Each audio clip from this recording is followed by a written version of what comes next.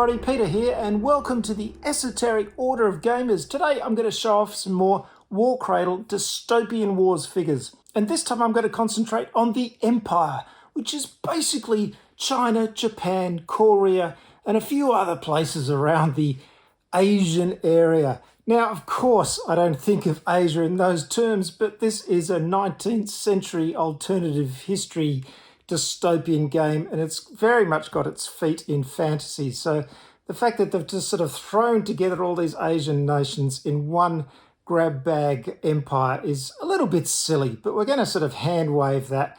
The idea is that they're all brought together by the mystical power of technology, and they have a sort of mind meld where they all get together in one big forum and keep this empire going, and they manage to also keep successes for each of their individual empires going on through the generations. They prepare someone for the next generation.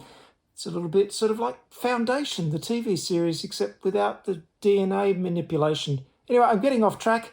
It's all very weird, but basically it's an excuse to get some models on the table that have Chinese and Japanese and Korean stylings. And the ships themselves look fantastic. So we're going to be checking out today the Empire Starter Set, which is a fantastic way to get started with the Empire for Dystopian Wars.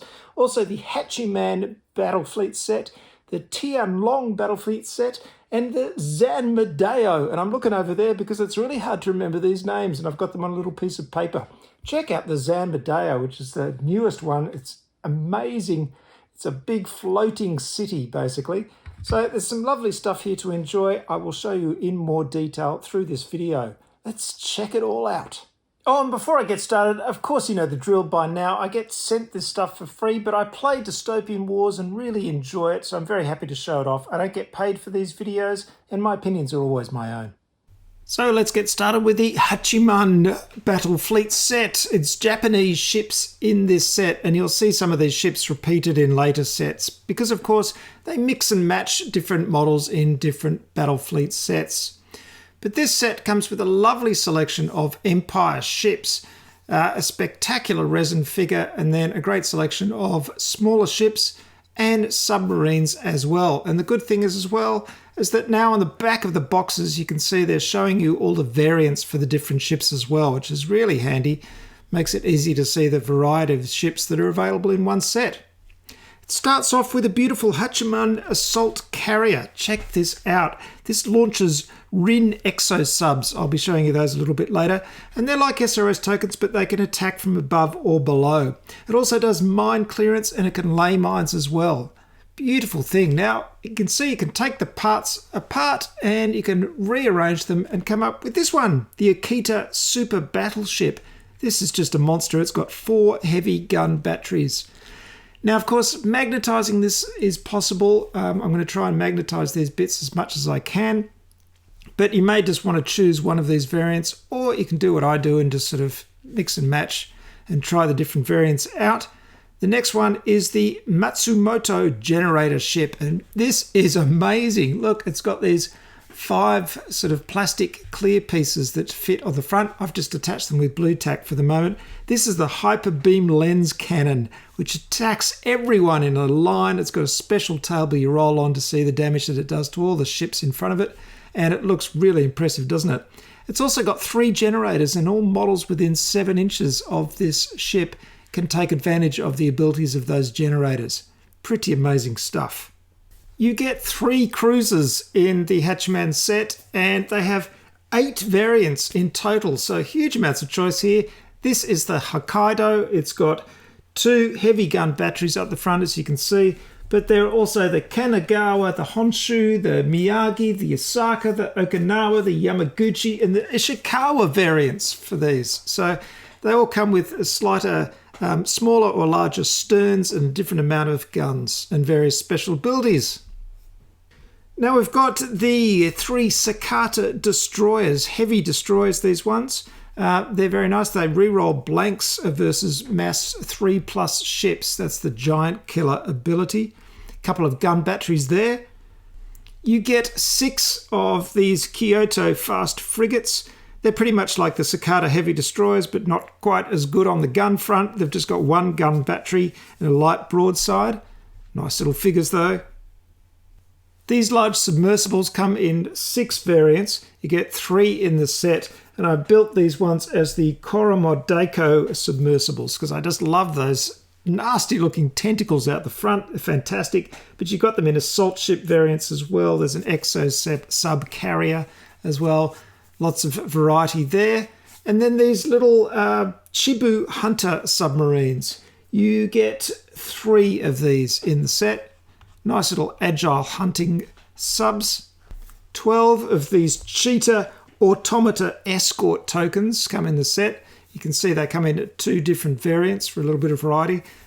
Mechanical squids, very Jules Verne there. I think there are some larger squids in the Empire set too I must get my hands on. And then finally some escort tokens, of course. You get 3 Rin Exo Sub tokens and 3 normal SRS tokens, which are squadrons, little ships like this. Now let's check out the Empire starter set. Now this is great if you want to get into Dystopian Wars and you just want to buy one faction, and then your opponent can buy another starter set, because this has everything you need in it to get started with Dystopian Wars. You don't have to buy the Hunt for the Prometheus set or the Sturginium Skies set. So you've got a lovely selection of figures here for the Empire. Everything here you've seen before except for the Congo heavy battleship, which I'll show you in a moment. But it also comes with the rule book, a counter sheet, a template, the Victory and Valor deck, and everything you need to get started, and the dice, of course. So a really good way to get started in Dystopian Wars for one player. One very nice thing that you do get in the set, and it's a nice surprise because it's not mentioned on the back, is this lovely big map of all the territories of the empires of Dystopian Wars. There's the empire itself, which is sort of a grab bag of basically all the sort of Asian nations. They have a little bit there in South America, but it is kind of a very simplified kind of idea of 19th century politics, but there you go. On the back, we've got this nice image as well that comes from the Sturginium Skies set, so you can stick this on your wall as a poster if you like. The ship that you haven't seen so far is this resin Congo battleship. This has got 3 heavy gun batteries. It's also got a shroud generator, so it can act as obscured all the way through the game, which means you won't be rolling exploding hits against it. It also has the standard Empire abilities like the elite crew and alchemical weapons, and also Shadow Hunter, which lets it redeploy after initial deployment. I've had the Tianlong Battlefleet set for a while now, but I haven't had a chance to show it off yet. It features the Tianlong Draconic Colossus, or Colossi if you prefer. There's 3 of them in the set, and they're very, very weird looking giant Chinese dragon floating colossi things.